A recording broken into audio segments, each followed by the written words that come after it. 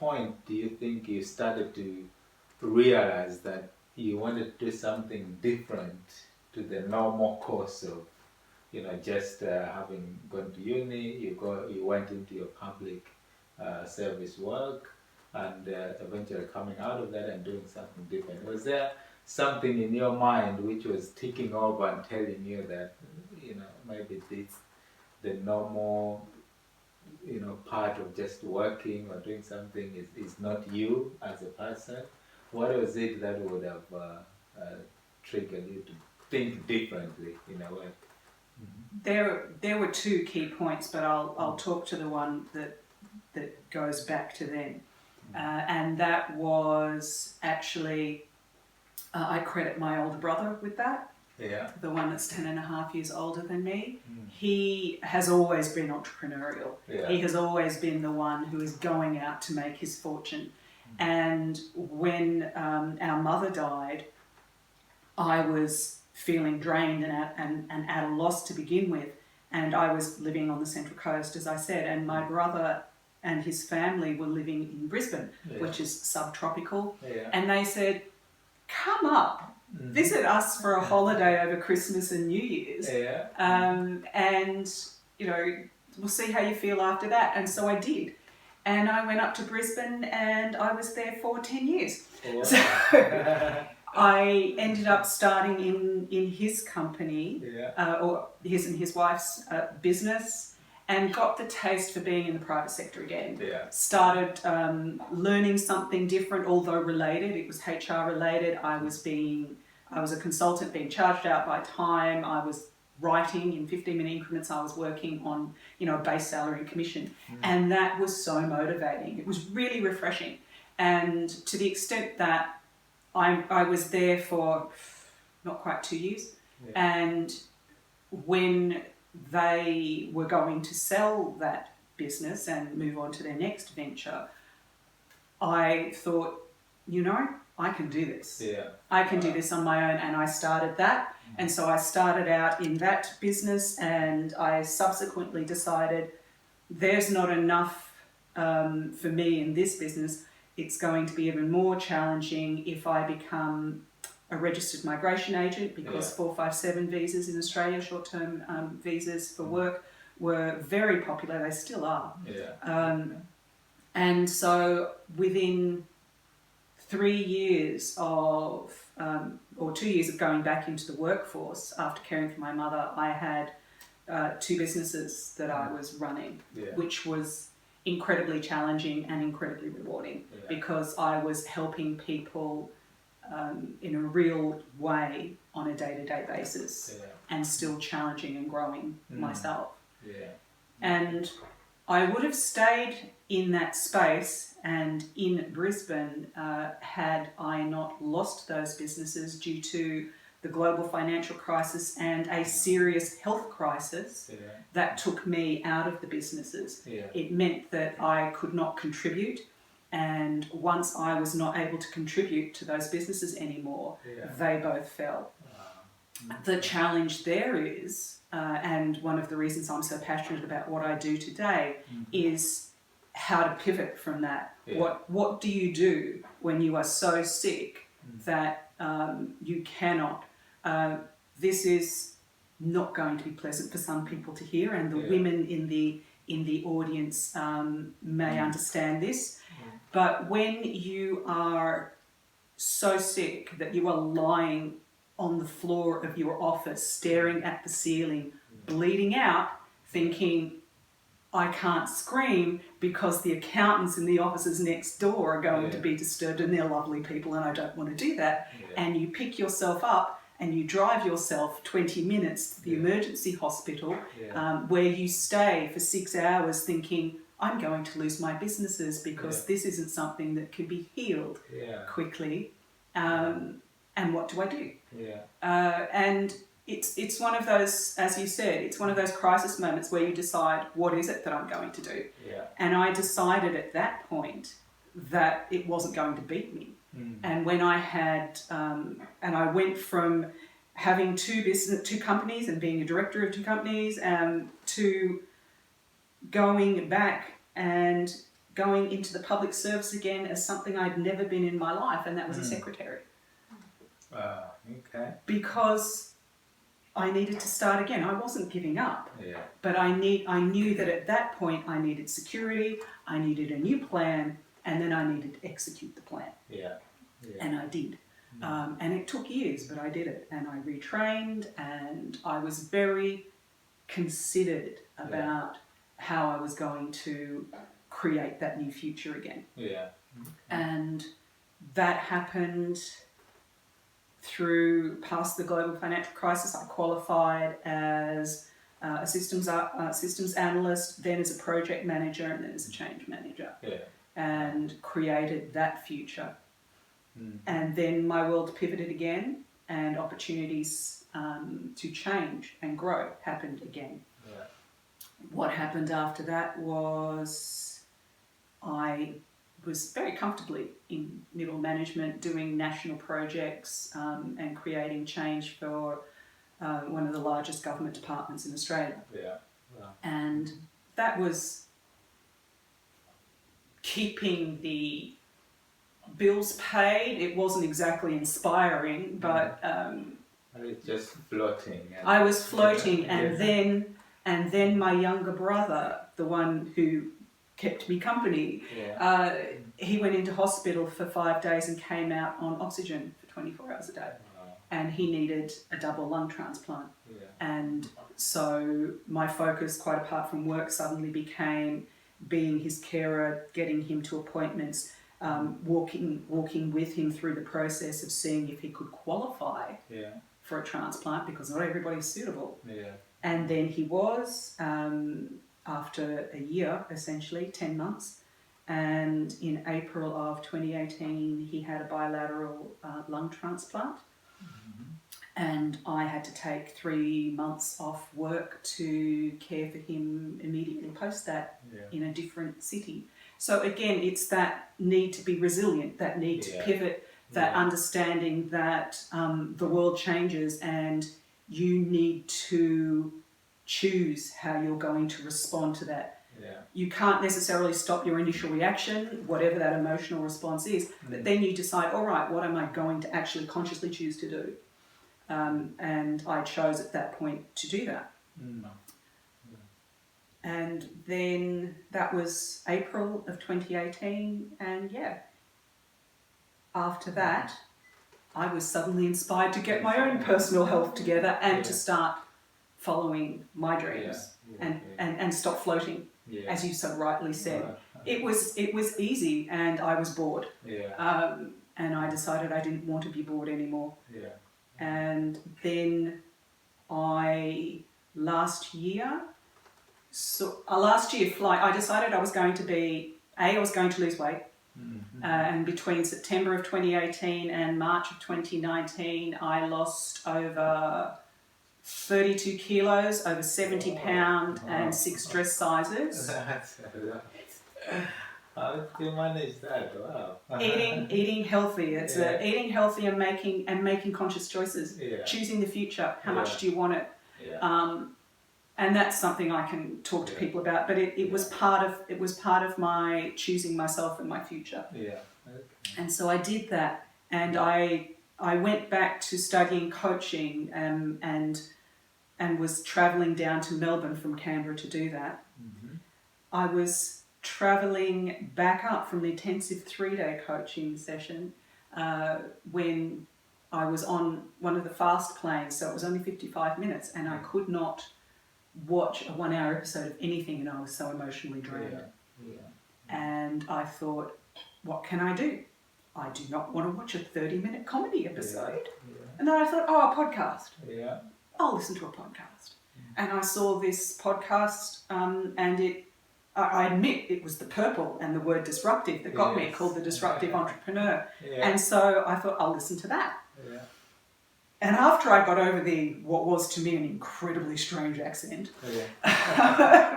and his whiskey voice, what I discovered was something that I found fascinating and incredibly engaging, and I started to follow Rob Moore. And that takes us into almost the beginning of my journey. Of the journey. Yeah. Wow. Mm-hmm. And that final aspect of the journey was I was sitting in bed at 6:15 on the morning of the 2nd of April. Yeah. And I'm checking my emails and up pops this Rob Moore is live. Yeah. And I click on it and here he is in the Cayman Islands talking about the last podcast course that he's ever going to run and what was going to be offered. And I thought, wow, that sounds like a brilliant opportunity. I'm sure some people are going to really benefit from that because I bet that's in the UK. Yeah. Yes, it's in the UK and it's in Peterborough. And I thought, where is that on the planet apart from the UK? Yeah. And then my brain clicked again and the question became to me, wait a second, all other things being equal, if I can get the time off, why won't I go over? Yeah. What is stopping me from travelling to do that? And it was that fundamental mind shift that was the basis of everything that I've done since then. You've done. Wow, that's the mindset. But it strikes me, you know, you're such a strong, resilient woman. I'm looking and hearing your story and the things that you've had to go through, you know, all the shocks that have happened in your life. And you still remain positive and you're very personal and you're really strong and able to talk about your story. How and where do you get that inspiration and that really strong sense of carrying on in the face of all the shocks and everything that has happened to you? Oh my God, Alex, you haven't heard the worst parts yet. but thank you. Yeah. I would credit that quite strongly to a very strong mother, a woman who, whilst she was so much shorter than me physically, had to go through so much at a young age. Some of the examples of that is that she was born before the Second World War, and because I was a very late child, and her family was moved from where she had been born and raised down to Sydney because one of the plans in Australia at that point to defend against the Japanese, because they were a whole lot closer to us than they were to you. Wow. You had the Germans and we had the Japanese. And they were bombing the top of Australia, and that's where she was born, up near the top of Australia. And her family were displaced. They had to move down to Sydney because one of the defence plans for Australia was to burn down to Brisbane so that it couldn't be, there was nothing for them to get. Now, I don't know how they were ever going to do that. Australia was huge. But she did that. She got moved. She was trained early as a tailoress. She got into a marriage with a man who was, let us say, not the picture of a loving, devoted husband. There was violence, there was alcohol involved and whatnot. And so back then, there were not the supports, not the societal supports that we have today when there are situations like that. I was told the story of when my mother was first subject to that, and she went home to her mother, and her mother's response to her was, "You married him, you go back." You go back, wow. So the kind of strength that she had was something to emulate, and it was one of those. She was so strong that through my 20s, I lived and breathed jiu-jitsu. I taught it for 5 years. I loved it. When I was first starting jiu-jitsu, I had my ankles and my knees strapped for 3 months because they were weak. And I would talk to my mother about it and about the bruises and whatnot, and she would say, "Don't you stop." If I had the possibility and the opportunity to do that when I was young, you can believe I would have done it. And I just said, "Of course I am. I'm doing that."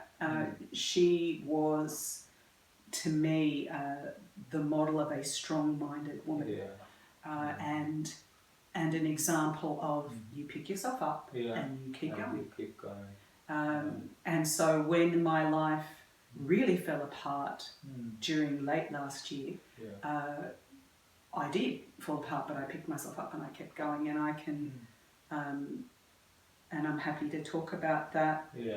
Do you want me to talk about it now, or as part of the business stuff? No, we can talk about that now. Yes. Okay. So it's free. So we can talk about the business part more later, but at this point, after I had decided to come and do the podcast course, and then I ended up getting tickets to a business course that was happening the 2 days after that, the Business Breakthrough Summit, where an incredibly young-looking to me, Jamie York, was telling me about all the things I didn't know about business the first time, made me realise that I need to be informed, I need to have a plan, and I need to do business strategically. And they offered a mastermind and other further training options, and I signed up. I thought, and they said, "What are you going to fly over from Australia?" I went, "Well, hell yes, absolutely. I want my future enough." And I was in a position to be able to afford it. I wasn't a millionaire, that's for sure, but I was certainly comfortably well enough to say I can choose to do this with my money to invest in myself and the business I want and my education.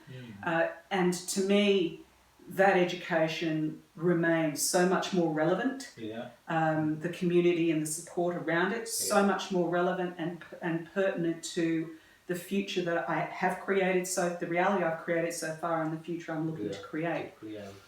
But that means that I was coming over at least once a month, twice a month in July, and I was planning, as I always was, to try and maximise the week or so that I was here. So what happened was, on the 24th of September, I was asked to come in and do tests for a breast scan that had happened, a mammogram that I had as part of a routine every 2 years. And so I went in on the 24th, and I was the first person in, because I thought, I'll get in, get out, use the rest of the day to work on my business, because I'm not working full-time for the government. I had the day off. It turned out I was the first person in and the last person to leave. So that was the 24th of September. Friday the 27th of September, I was diagnosed with 2 different kinds of breast cancer, because I'm an overachiever. And I took it well. I'm a change coach. I took it well. I spoke to the nurse educator about it, and she said, "Wow, your attitude's so good. Will you come and coach people here, or start a group, or can I direct them to your online course?" I said, "The course isn't quite finished yet, and now I want to pivot it, but sure." I went home. I told my younger brother, the one who had had the bilateral lung transplant the year before, because I knew that he would understand what serious illness was. And so I said, "This is the diagnosis, but I can't get in to see a specialist in the next week, so I'm still going to go over to the UK." And he went, "Okay, sure."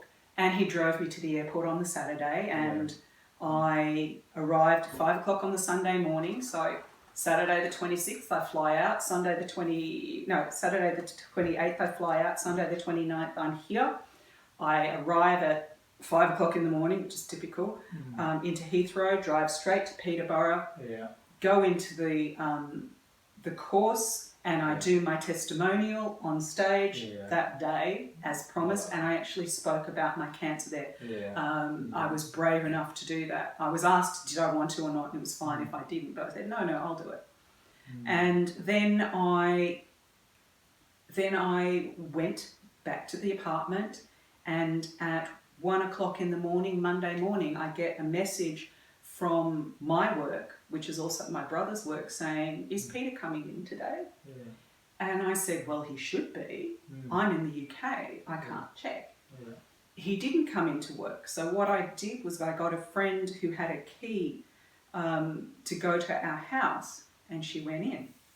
And his car was there, the car keys were there, his wallet was there, his phone was there, and he wasn't.